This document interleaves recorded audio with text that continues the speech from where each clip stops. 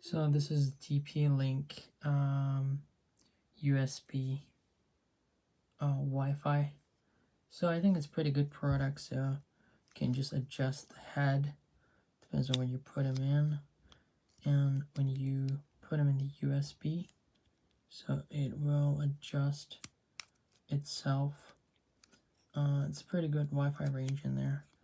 That gives me like the highest amount of the Wi-Fi, and when you plug it in, so when you compare it to my computer, it's pretty nice. So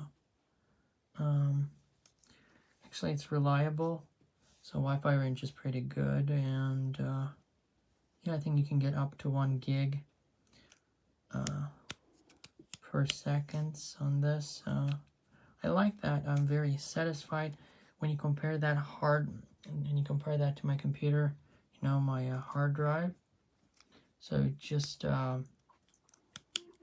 pretty reliable and better than that, because I'm using 2G and this is using a 5G network, so, or the signal. It's pretty nice. I like that.